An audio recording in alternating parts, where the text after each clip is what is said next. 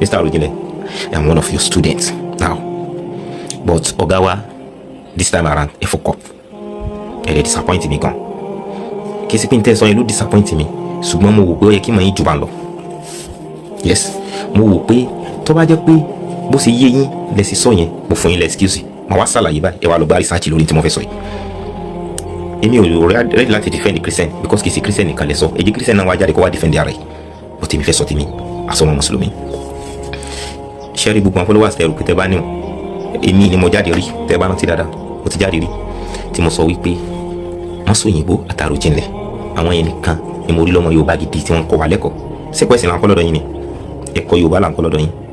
Àwọn nǹkan míì tẹ́ ń ṣàlàyé fún wa lórí lédè Yorùbá. Ọ̀rọ̀ kátẹ́rí tẹ́ sọ pé ọmọ inú ọ̀ká ní í ṣe púpọ̀ ká yẹn. Ọ̀rọ̀ yín gangan ni mo tó fi ṣàlàyé fún ẹnìkan. Ẹ̀yin lẹ jẹ́ kí n wá lọ wo YouTube tí mo wá rí pé òótọ́ ni kíní yìí. Wọ́n dẹ̀ ń fi kíní yẹn pọ̀fọ̀.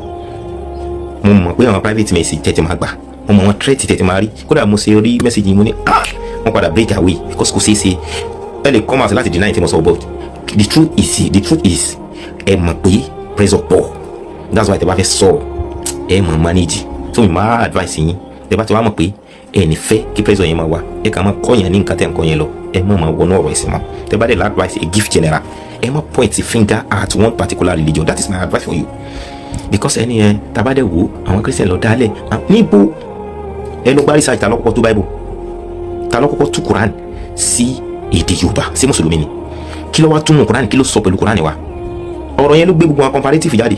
Wọ́n gba n tó sọ yìí tí Quran sọ kọ́ yìí. Ọ̀yà wọ̀ náà mo tiẹ̀ wá jájọ́ àsọyé pọ̀. Mẹ́rin tiẹ̀ wá. Àníkí ni wọn tó ṣe comparative gbogbo wọn bàbá Dáúdà àmọ́ alága ẹ̀ mọ̀ wọn àbí. Àwọn tán ti pẹ́ Ìbàdàn náà wà. Gbogbo wọn la Yusuf àwọn Alhaji Latif aláìsí gbogbo wọn pátápátá. So ẹ wo gbogbo wọn.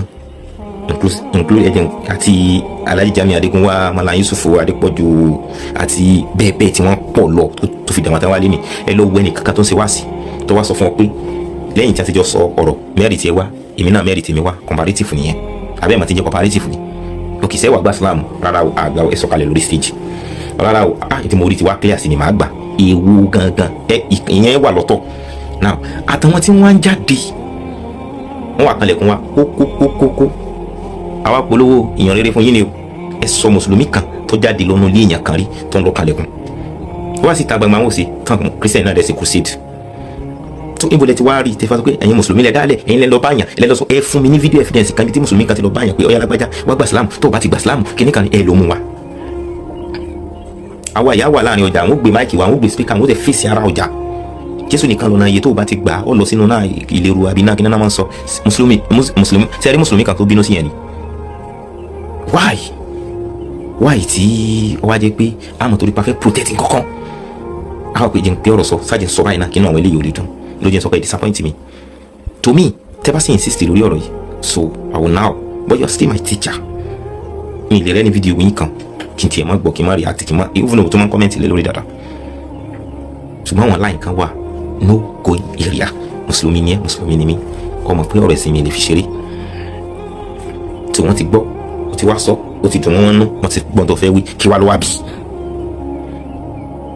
ẹ má yẹ bá sọ àwọn mùsùlùmí lọ́pọ̀ ẹ má ṣe ara wọn àfa àtàwọn ń sọ wípé ẹ̀yin náà lè lọ bá wọn àwọn máa tán protect o ẹ wọn kẹ́yìn ò sí jálàbí àwọn jálàbí náà lè ń bá àfa àti ń gbé omi sínú àgègè nìkan àwọn máa ń táwọn protect lọ́dọ̀ tiwọn o tó ẹ mọ àwọn mọ nǹkan táwọn ń sọ yàtọ̀ sí ti yín wọn jọ ń ṣe papọ̀ ni wàhálà tiwọn nìyẹn ṣùgbọ́n tẹ́ ẹ rí tẹ̀ ń sọ yẹn ẹ sì wádìí yín délẹ̀délẹ̀ dáadáa tẹ́ bá ṣe wádìí tẹ́ bá rí pé òdodo bí o sì sọ ẹ fi wálẹ̀ ẹ má dá sí ẹ kàn give advice ni ẹ má point finger at ẹnì kankan ẹ̀yin sọ fún wa pé àwọn ẹlẹ́bọ àwọn ẹ̀kọ́ tá lọ́lọ́ bẹ́lẹ́bọ ìjọ tẹ̀yìn tí ń sọdún léyà tí yín jọ wulẹ̀ blọọkù ọ̀nà pé nìkan kan ò ní kọjá rí tí wọ́n máa ń sọ̀rọ̀ wọn blọọkù lónìí eégún lè máa lọ kò ní fẹ́ kí ẹ bóyá muslim ni mí àbí christian ni mí àkàmọ́ nàyàn lẹ́gbà òkè sí islam náà lọ́lọ́ àtàkì wọn nìyẹn what are you saying sí islam lọ́lọ́ àtàkì wọn nìyẹn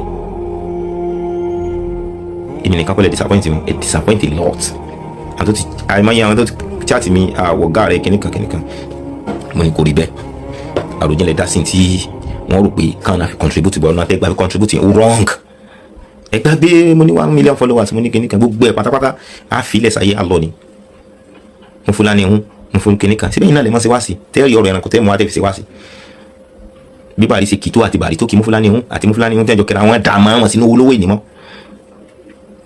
àbábíọ́lá tó yẹ pé kò ní mú chẹ́ẹ̀kì káàkiri pépà lọ́ máa kọ kí wọ́n á ní ìyẹn wo la fẹ́ kọ́ láìkì wa tó bá láìkì ẹ̀ fine tó bá dẹ̀ láìkì ẹ̀ nídìí ẹ̀. So ìparí ọ̀rọ̀ mi òun nìyẹn ètò